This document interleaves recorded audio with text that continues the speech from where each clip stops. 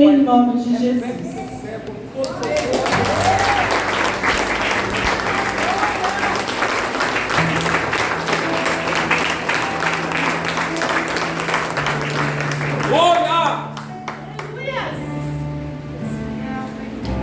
Posso ser na igreja, amém? Amém. Seu assento em nome de Jesus. Glória a Deus. E abra comigo a sua Bíblia no Evangelho de Jesus, escrito por Marcos, no capítulo de número 5. Evangelho de Jesus, escrito por Marcos, capítulo de número 5. Nós vamos fazer a leitura de alguns versos. Vamos ler especialmente do verso 21 até o verso de número 27, e depois a gente vai saltar e a gente vai ler a partir do verso de número 34 até o verso de número 42. Marcos capítulo 5, a partir do versículo 21, a epígrafe, o título do texto diz: a filha de Jairo, uma mulher que tinha um fluxo de sangue. Quem encontrou, dá uma glória a Deus. Amém. Diz assim o texto: e passando Jesus outra vez num barco para o outro lado, ajuntou-se a ele uma grande multidão, e ele estava junto do mar. E eis que chegou um dos principais da sinagoga, por nome Jairo, e vendo-o, prostrou-se aos seus pés, e rogava-lhe muito, dizendo: minha filha está moribunda, rogo-te que venhas e lhe imponhas as mãos para que saia e viva. E foi com ele, e seguia-o uma grande multidão que o apertava. E certa mulher que havia 12 anos tinha um fluxo de sangue, e que havia padecido muito com muitos médicos, e despendido tudo quanto tinha, nada lhe aproveitando isso, antes indo a pior, e ouvindo falar de Jesus, veio por detrás dele entre a multidão e tocou em sua vestimenta. Vou ler o 28 também, que diz assim, porque dizia: se tão somente tocar nas suas vestes, sararei. Aí a gente pula do 28 e vai lá para o 34. E no verso 34, Jesus está dizendo, Jesus tomou a palavra e ele diz assim no verso de número 34: e ele, Jesus, lhe disse: filha, a tua fé te salvou, vai em paz e ser curada deste mal. E estando ele ainda falando, chegaram alguns do principal da sinagoga, a quem disseram: a tua filha está morta, Jairo, para quem enfadas mais o mestre? E Jesus, tendo ouvido estas palavras, disse ao principal da sinagoga: não temas, crê somente. E não permitiu que alguém o seguisse, a não ser Pedro e Tiago e João, irmão de Tiago. E tendo chegado à casa do principal da sinagoga, viu o alvoroço e os que choravam muito e pranteavam. E entrando disse-lhes: por que vos alvoroçais e chorais? A menina não está morta, mas dorme. E riam-se dele. Porém ele, tendo-os feito sair, tomou consigo o pai e a mãe da menina e os que estavam com ele, e entrou onde a menina estava deitada. E tomando a mão da menina, disse: Talita, cumi, que traduzido é: menina, a ti te digo, levanta-te. E logo a menina se levantou e andava, pois já tinha 12 anos, e assombravam-se com grande espírito. E você diz amém. Esse relato você encontra com algumas pequenas nuances de diferença nos 3 evangelhos sinóticos. Você vai encontrar Mateus narrando este evento, você vai encontrar Marcos, que nós lemos narrando, e Marcos é o mais detalhista sobre este milagre, sobre esta cura. Você encontra também o mesmo relato no evangelho escrito por Lucas, nos 3, porque esta cura, este momento, ele foi muito impactante para a igreja, por diversos motivos. Este evento de cura ele é muito singular, e por causa disso a gente tem muitas lições para aprender com isso. Muitas pessoas pregam essas passagens, há muitos louvores que falam sobre esses milagres. E por quê? Porque é algo que marca a nossa trajetória, a nossa caminhada. O que nós temos aqui? Jesus ele tinha ido para Decápolis, e lá em Decápolis ele opera um grande milagre. e ele retorna de Decápolis vindo para Cafarnaum. Quando ele chega em Cafarnaum, Cafarnaum era uma cidade costeira, uma cidade praiana. Quando ele chega em Cafarnaum, ele começa ali a ensinar o povo em Cafarnaum. Ele já retoma a sua pregação. E junta-se uma multidão, os historiadores estimam que havia cerca de 2.000 a 2.500 pessoas ali ao redor de Jesus enquanto ele ensinava. Enquanto Jesus estava falando e ensinando a multidão, chega um homem em direção a Jesus. E à medida que esse homem vai caminhando em direção a Jesus, a multidão vai abrindo para ele passar. E ele vai passando, e quando ele chega perto de Jesus, Jesus olha para ele olha para Jesus, e ele está desesperado. Ele está com pressa, ele está angustiado, ele está ansioso. Ele fala assim: mestre, a minha filha ela está moribunda, ela está à beira da morte, minha filha está morrendo.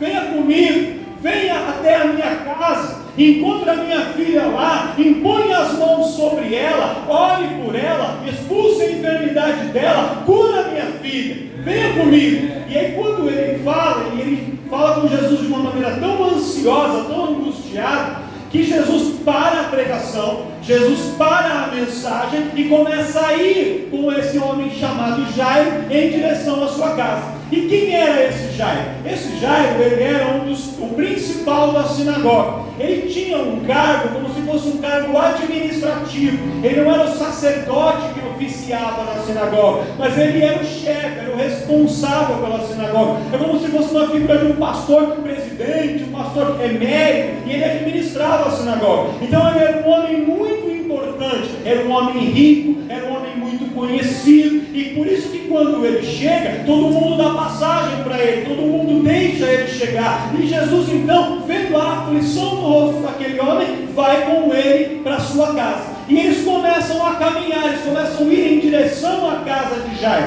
E quando eles estão caminhando, indo para a casa de Jairo, os historiadores contam, a tradição judaica conta que Jesus caminhava de maneira tranquila, de maneira pacífica, e Jairo estava ansioso. Então você imagina, é como se alguém andando tranquilo, o outro com pressa, e Jairo quase pegava no braço de Jesus e puxava Jesus: vamos, eu tenho pressa, a minha filha está quase morrendo, 1 minuto pode fazer toda a diferença, 1 minuto pode mudar toda a história. E ele puxava ali quase Jesus, para que Jesus acelerasse o passo, mas Jesus caminhava tranquilamente. Você consegue olhar para uma pessoa na sua direita, na sua esquerda, olha para ele, olha para ela e fala assim: boa noite, Pai do Senhor.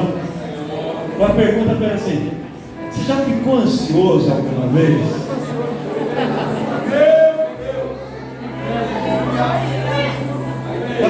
Você já teve pressa alguma vez?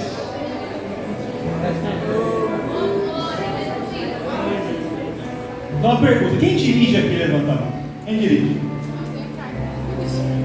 Vamos ver se estou falando verdade ou se estou mentindo. Quando você sai de casa com pressa, você sempre encontra alguém que não está com a menor pressa na sua frente, né? Aquele camarada está tranquilo, aí eu falo ao água, o cara, tem que engatar a marcha no carro, vai desligar o celular, e você com pressa atrás, e você diz: é assim ou não é? Irrita quando você está com pressa e outra pessoa não está com pressa. Você imagina como Jairo ficou irritado, como ele ficou ansioso. E quantas vezes nós ficamos irritados e ansiosos com Jesus? Porque a gente quer que ele faça alguma coisa agora, hoje, ontem, e ele parece que está sem nenhuma pressa para agir. Meu Deus! Quantas vezes fala: Jesus, eu preciso disso para agora, essa porta tem que abrir agora, Senhor, eu preciso dessa cura hoje, eu preciso resolver esse problema agora. E Jesus parece que não faz. Glória a Deus.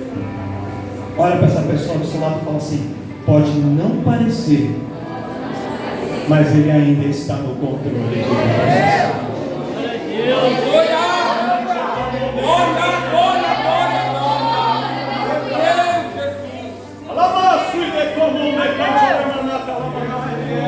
Não é porque ele não está andando no meu ritmo, não é porque ele não está resolvendo as coisas no seu ritmo, da sua maneira, da sua forma, que ele perdeu o controle, ou que ele não tenha poder, ou que ele não queira fazer, ou que ele não se importe. Pelo contrário, Jesus tem os seus métodos, ele tem a sua maneira, ele tem a sua forma, há uma diferença entre o meu plano e entre o plano de Deus, eu escolho o dele, porque o plano dele é o melhor para a minha vida e é o melhor para a sua vida também. Mas na hora da adversidade, a gente não entende. Depois é fácil falar. Aqui, sentado pregando, é fácil falar, mas na hora, é difícil. E Jairo ficou ansioso. Vamos, Jesus, vamos, Jesus. Jesus.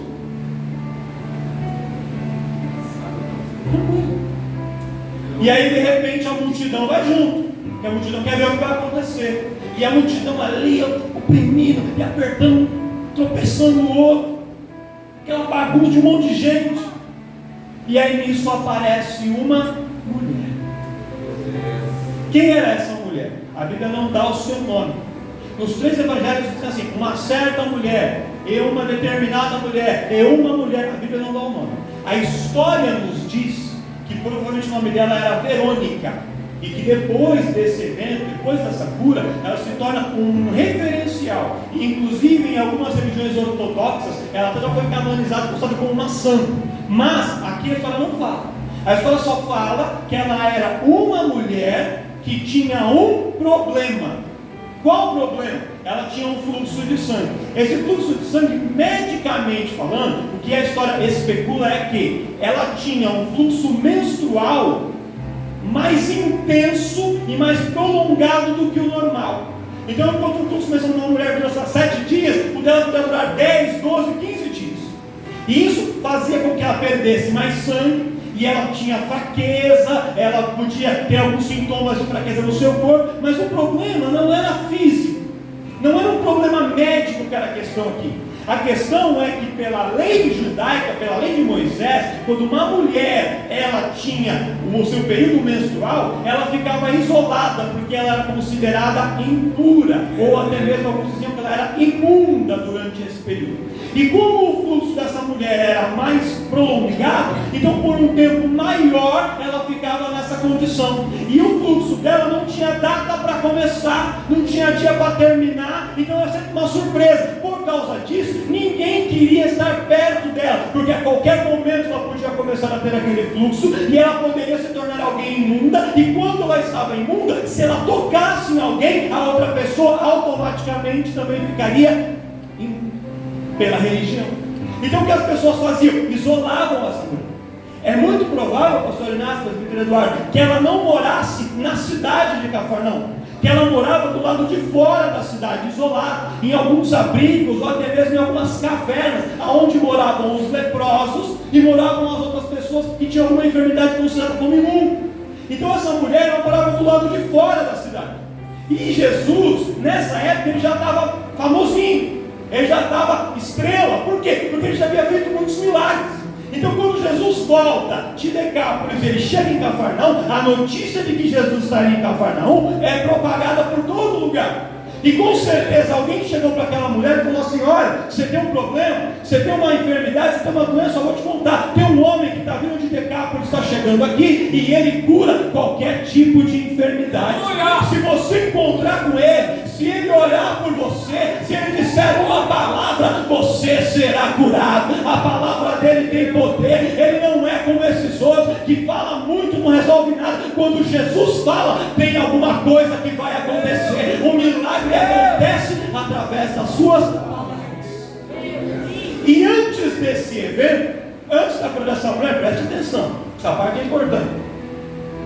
Jesus, sempre nas curas que antecederam esse evento, ele havia ou tocado na pessoa, ele impunha as mãos, ele tocava, ou ele falava, dava uma ordem, demônio, sai, ele conversava, ele dialogava com a pessoa, ou ele tinha cuspido do chão, feito louco, passado. Então Jesus tinha tido alguma ação de proximidade, e ou ele falava, ou ele tocava na pessoa.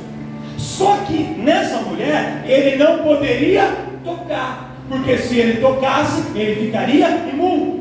Então na cabeça dela, vai acompanhando assim, ela tinha que se aproximar de Jesus, para que ele a curasse. Só que ele não poderia tocá-la. Então qual era a expectativa dela? Eu vou chegar nele mais ou menos de longe, vou conversar com ele, vou falar: Jesus, meu problema é esse, manda uma palavra de cura aí para mim, ora por mim daí, para que eu seja curado.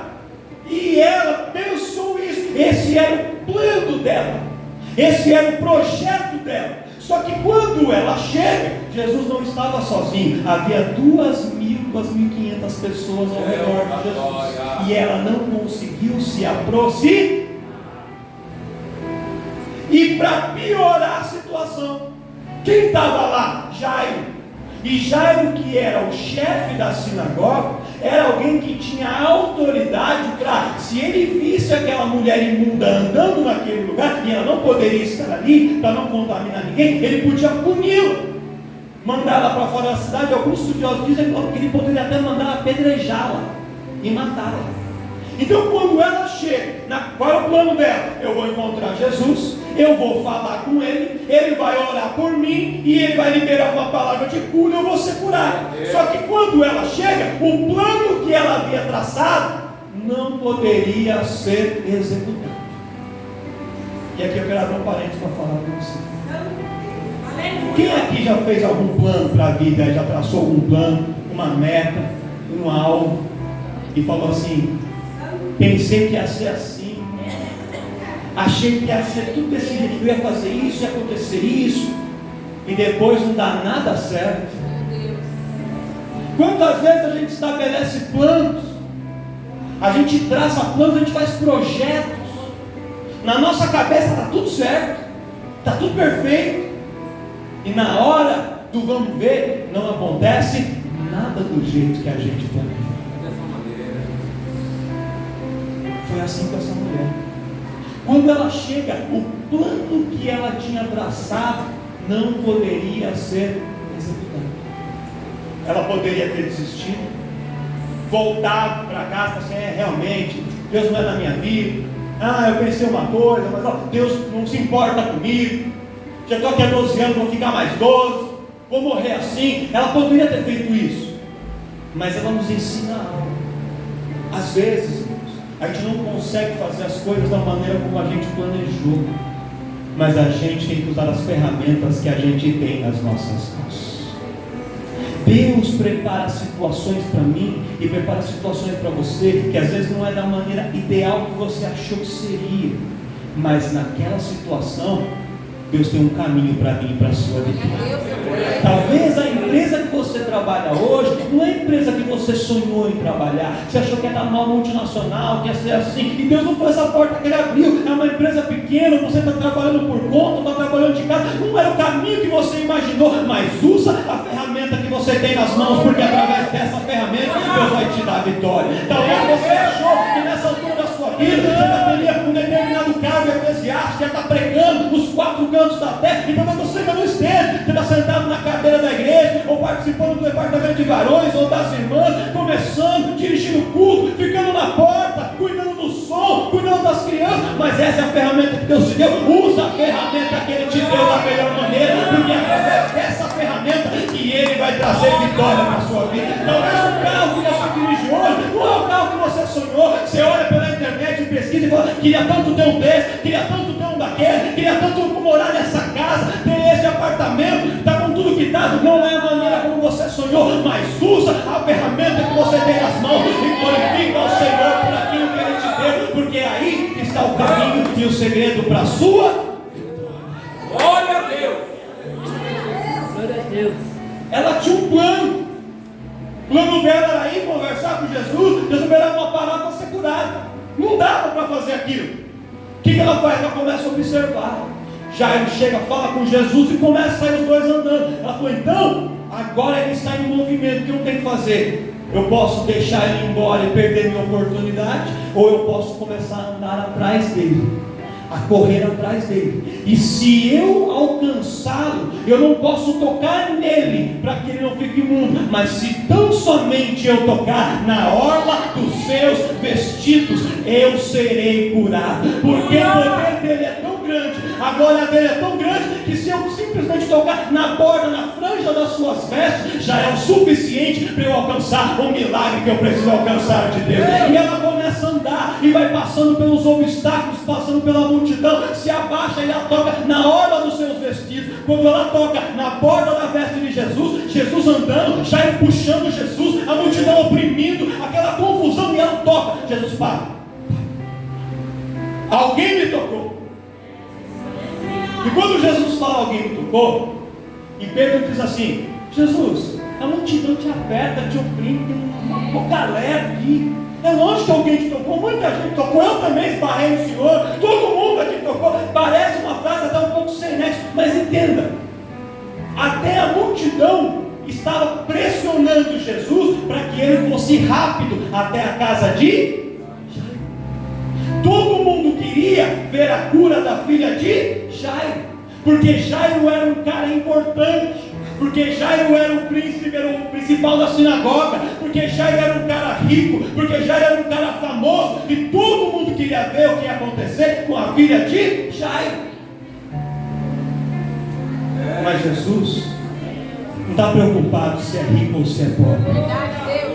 Jesus está preocupado se é branco, se é negro, se é japonês, se é nordestino, se é paulistano. Jesus não está preocupado se mora no bairro mais chique ou se mora na comunidade. Jesus não está preocupado com nada dessas coisas. Quando ele decide operar um milagre, quando ele decide curar, quando ele encontra alguém necessitado e que coloca um coração e que coloca um propósito, ele para tudo para poder atender, para poder abençoar, para poder fazer um milagre, para poder trazer a cura. E se nessa noite alguém aqui disposto a alcançar, a tocar em Jesus, ele vai parar tudo para alcançar a sua vida. Todo mundo queria que Jesus fosse na casa de Jairo.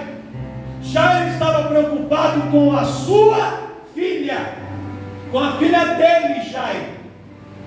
Ele estava errado? Não, era a filha dele. Mas quando Jesus para, ele fala assim: para, alguém me tocou. Ele fala: Jesus, vamos, acelera, Jesus. A menina está da beira da morte, um monte de gente tocou, vamos, toca o barco aí. Ele fala: não, alguma coisa importante aconteceu. Aleluia! Muitas pessoas esbarram em mim, muitas pessoas tropeçam em mim, muitas pessoas passam por mim, mas poucas são os que tocam para tirar virtude de mim. E alguém aqui me tocou de uma maneira diferente. Alguém aqui entrou nesse culto, entrou nessa reunião para poder louvar, mas tem pessoas que louvam de uma maneira diferente. Entrou gente aqui e até quando o pregador fala assim: olha, glória a Deus, aí a pessoa fala assim: glória, mas tem gente que dá um glória diferente, que estremece o inferno. Tem gente, irmão, que chega para você, você senta do lado dela, ela olha e fala assim: Pai do Senhor, irmão. Eita Deus! Mas tem gente que te dá um Pai do Senhor diferente, e quando ele te abraça, quando ele te olha, quando ele te toca, você sente a presença de Deus. Tem pessoas que têm algo diferente, e as pessoas que têm algo diferente, que fazem algo diferente, conquistam e alcançam coisas diferentes da parte de Deus. Você pode entrar nesse culto para ser mais um culto na tua vida. E aí você fica olhando e diz assim: os varões ali teve um momento ali no louvor que falhou, né? O data show não funcionou, né? Um louvor que cantou, não gosto dele. Você pode entrar aqui, trazer uma pranchetinha e anotar o que você gostou, não gostou, e dar nota. Que nem numa votação de escola de samba que eles fazem. Varões, 10. Jovens, 9.9. E fica dando nota para o que acontece aqui. Ou você pode entrar aqui neste lugar e abrir a sua boca e glorificar de uma maneira diferente, adorar de uma maneira diferente, aplaudir de uma maneira diferente, abrir o seu coração de uma maneira diferente. E aí você vai ver que Deus vai fazer a diferença.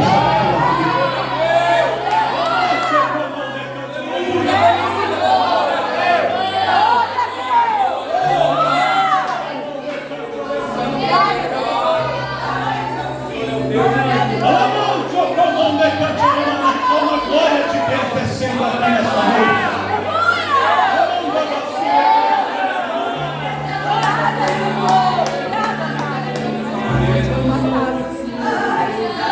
O plano da mulher não pode ser executado como ela havia arquitetado, mas ela fez o melhor com as ferramentas que ela tinha. E fazendo assim, ela alcançou a cura ou não alcançou a cura? E Jairo também tinha feito um plano. Eu vou até Jesus, eu vou conversar com Jesus, eu vou pedir para ele ir na minha casa. Passa lá em casa, Jesus. Vai lá, põe a mão na minha filha, ora por ela e faz ela ser curada. Esse era o plano de Jairo.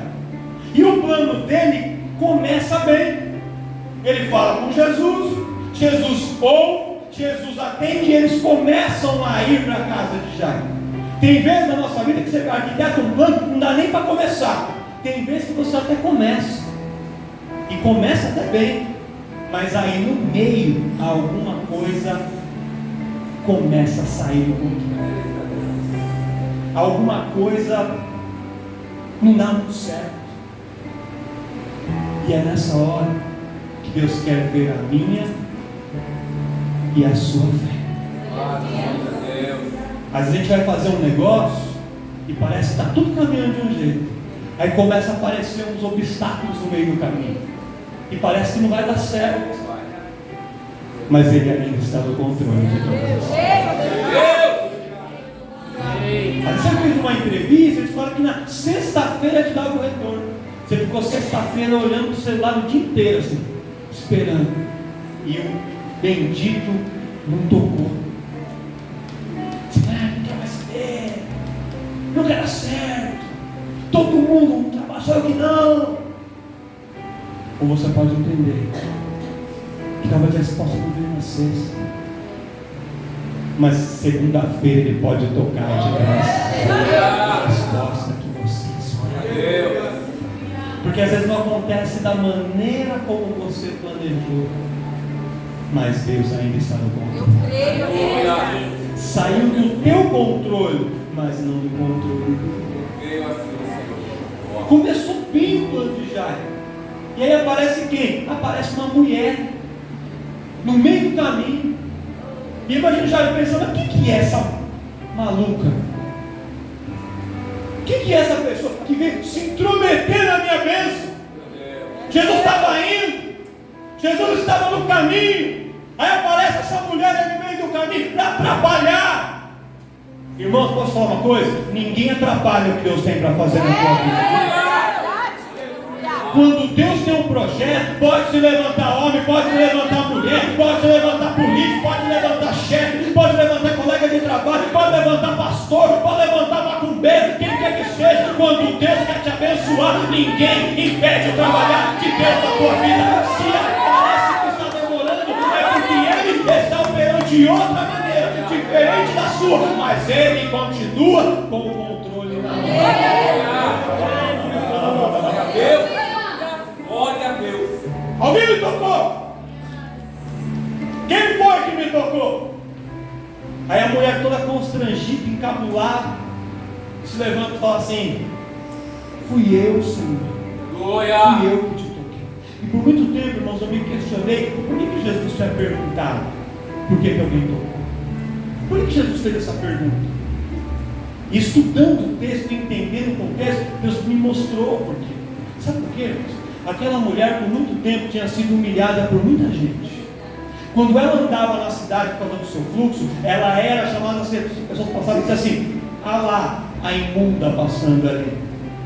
Ah lá, a impura passando ali. Ali vai uma pessoa imunda. Essa mulher aí nunca vai casar. Essa mulher aí nunca vai ter família. A família abandonou ela. Essa aí até tinha dinheiro, gastou tudo que tinha para se curar e não conseguiu nada. Por muitas pessoas ela foi apontada, ela foi julgada, ela foi humilhada. Mas naquele momento Jesus a curou. E Jesus fala assim: quem foi que me tocou? E ela fala: sou eu. E ele fala assim: filha, olha só, olha para toda essa multidão aqui que um dia te humilhou, que um dia te apontou e que um dia disse que você não ia conseguir. Olha para eles, nos olhos deles, e pode ter certeza: você não é mais imunda, você não é mais alguém impura, você não é mais uma coitada, você está curada e a sua vida começa de novo a partir de hoje. Se por um tempo você chorou, se por um tempo foi humilhado diante da multidão, eu te trouxe diante da multidão para te exaltar, para te honrar e para mostrar para todo mundo aqui que eu, Deus, fiz uma reviravolta e uma transformação na tua vida. Irmão, eu quero profetizar aí para você, e se você crê, estenda a sua mão para receber. Deus vai preparar uma bênção grande e Ele vai te colocar em posição de destaque diante da multidão para poder mostrar o poder dele na tua vida. Você já chorou muito, já sofreu muito, já foi muito humilhado e humilhado, mas Deus lhe diz que está chegando o tempo da virada, o tempo da transformação, e você vai viver, e aquele que não acreditava vai contemplar e vai glorificar a Deus juntamente com você, por causa do teu milagre, por causa da tua.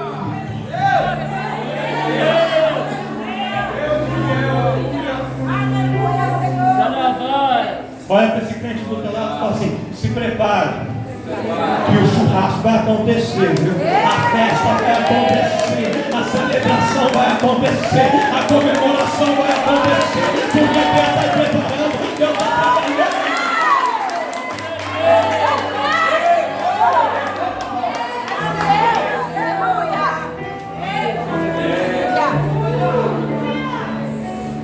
Aí mesmo eu vou com o problema da mulher.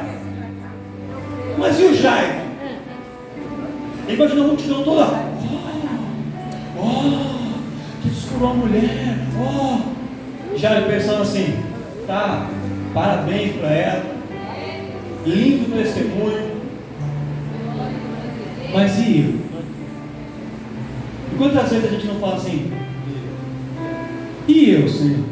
Meu Deus. E a minha vez? Essa fila não anda, não? Nunca vai chegar a minha vez. Jesus estava falando com a mulher: filha, a tua fé te salvou. E a gente foca muito no: a tua fé te salvou, seu milagre chegou. Mas sabe qual a palavra mais importante dessa frase? É filha. Jairo estava preocupado com a sua. Jairo queria que Jesus fosse na sua casa para cuidar da sua. Mas aquela mulher também era filha de Deus. Havia alguém que se preocupava com ela. Jairo não estava preocupado com ela, a multidão não estava preocupada com ela, mas Jesus estava preocupado com ela. Talvez você ache que ninguém se importa com você, que ninguém vê a sua dor, que ninguém está se importando com o que você está passando, mas há um Deus que diz assim: filha, filho, eu me importo, eu estou vendo, eu estou contemplando, e eu ainda tenho um milagre para operar nessa situação. Jesus está falando, a escritura aqui é clara, e Jesus ainda falando, chega um outro mensageiro que diz assim: Jairo, desculpa te dar essa notícia, mas não precisa incomodar mais o mestre, não precisa mais enfadar o mestre. A sua filha não está mais doente, a sua filha já morreu. Meu Deus. Ai, Senhor. Sempre vai ter pessoas para te dar más notícias, irmão. Às vezes verdadeiras, às vezes fake news, mas sempre vai ter pessoas para pegar a gente pela mão e nos levantar, nos motivar, dar uma palavra de apoio. São poucos, mas pessoas para jogar sua fé lá embaixo, sempre vai ter, e vai ao teu encontro, não precisa nem procurar, eles vão ao teu. E aí, irmãos, quando ele dá essa notícia para Jairo desaba emocionalmente. Na cabeça dele, tudo estava acabado. Encerrou, ponto final. E imagina talvez o sentimento de revolta de Jairo. A mesma coisa que ele falou, mas com certeza ele pensou: tá vendo? Se Jesus tivesse ido antes, tá vendo? Se essa mulher tivesse aparecido, podia ter dado tempo. Tá vendo? Se tantos questionamentos. Meu Deus. Mas Jesus olha para ele e fala assim: Jairo, não temas, crê. Aleluia. E aí a situação se inverte. No início, Jairo estava com pressa de chegar, e Jairo estava puxando Jesus para Jesus ir logo. Quando vem a notícia, Jairo para. Sabe quem puxou Jairo? Jesus começa a puxar Jairo em direção à sua casa. Vou professar uma coisa na tua vida. Pode ser que tenha momentos que você vai sentir vontade de parar, você vai sentir vontade de desistir, achar que acabou tudo. Nessa hora, Jesus vai te pegar pela mão e Ele vai continuar te puxando. Ele não vai te deixar parar no meio do caminho. Ele não vai te abandonar no meio da estrada. Ele não vai te deixar chorando a margem do caminho achando que acabou. Ele vai te pegar pela mão e dizer assim: não temas, continua crendo. Não deixa a tua fé se abalar. Continua crendo. Não está perdido. Não acabou. Não terminou. Ainda há esperança. Eu ainda estou aqui e eu ainda posso fazer milagre. Aleluia! Jesus puxa Jairo, leva ele até em casa. E quando ele chega em casa, havia uma multidão lá. E há duas possibilidades de explicação para isso. Primeira possibilidade: a menina estava doente e ela foi piorando. A notícia correu e muitas pessoas foram até lá, talvez para ajudar, para dar um suporte, ou talvez para já esperar o velório mesmo, já enterrar a menina, já estaria lá no evento. Essa é a possibilidade. A segunda possibilidade: o escritor aqui, Lucas, ele fala que a menina tinha quase 12 anos. E esse quase 12 anos, no original, significa que ela estava próxima de completar 12 anos. E pela tradição judaica, quando a menina completa 12 anos, ela deixa de ser uma criança e ela passa para a idade madura, a idade adulta, assumindo suas responsabilidades. Ela faz um bat mitzvah, que ela se torna filha do mandamento, e ela passa a ter responsabilidade. E nesse momento, os pais faziam para ela uma grande festa. Tem noção? Se a menina estava próxima de completar 12 anos, o Jairo já estava com a festa pronta, ou pelo menos organizando, preparando uma festa. Imagina, ele organiza a festa, prepara a festa, chama todo mundo para vir para a festa. A festa daquele tempo durava dias, festas de casamento chegavam a durar semana inteira de festa. Aí a multidão chega para a festa. Quando todo mundo está reunido pensando que seria uma festa, a menina começa a passar mal, a menina começa a ficar mal, um mal súbito, a menina passa mal, só vomita, tem dor de cabeça, vai para o quarto, e o que era para ser uma festa, fica um ambiente tenso. Jairo então vai ao encontro de Jesus, e a multidão que tinha ido para uma festa, fica lá aguardando um velório. Quantas vezes a gente acha na nossa vida, agora a festa vai acontecer, e aquela festa se torna um momento de aflição, de choro. Foi isso que aconteceu. E aí, quando Jesus chega, havia uma multidão enorme que tinha ido para uma festa, e agora estava assistindo um velório. E aí Jesus fala assim: a menina não está morta, a menina só está dormindo. E aí as pessoas que estavam lá riram de Jesus. Você não estava aqui, você não viu ela, a gente viu, ela não está dormindo, ela morreu. E aí Jesus manda todo mundo sair da casa, e entra dentro da casa somente Jesus, Pedro, Tiago, João, seus apóstolos mais próximos, sua cúpula, e ele manda entrar Jairo e a mãe da menina. Só isso. Quando eles entram, a menina está sobre a cama, deitada. E Jesus então vai em direção à menina e ele diz assim: Talita cumi. Tem pessoas que pensam que Jesus está falando o nome dela fosse Talita, mas não é. Talita é uma expressão em aramaico que significa menina, mas de uma maneira carinhosa. É uma menininha, garotinha. Essa expressão Talita era usada de uma maneira carinhosa. E cumi é um verbo que significa levanta-te, ou se coloque em pé, ou desperte. Essa frase Talita cumi era uma frase que os pais usavam com os seus filhos. Por exemplo, imagina adolescente que gosta de dormir muito, sempre perde a hora de ir para a escola. Aí o pai chegava para o filho e falava assim: filhinho, levanta. Ô filho, levanta, vem tomar café, vem para a escola. Era uma maneira íntima de se referir. Era uma maneira que o pai usava para se referir a um filho, ou a uma filha. Quando Jesus chama Jairo para dentro da sua casa, chama os apóstolos mais próximos para dentro da casa, e ele olha para a menina e fala com a menina de uma maneira carinhosa: menininha, garota, levanta. Não é tempo de ficar dormindo, é tempo de despertar. E ele chama a menina para se levantar. Ele está também demonstrou para Jairo que se Jairo pensou que ele não se importava, se Jairo achou que porque ele demorou, ele não estava ligando, que Jesus se importava, que ele tinha carinho, que ele tinha amor, que ele tinha preocupação, e que se ele chamou a mulher do fluxo de sangue de filha, ele também estava usando a mesma expressão para dizer para a menina: olha, filhinha, garotinha, menininha, se levanta, se coloca de pé. E Jesus faz isso dentro do ambiente da casa, sem que tivesse ninguém junto, porque aquele era um momento de um particular. E quando ele fala isso, a menina se levanta. Aleluia. A menina desperta.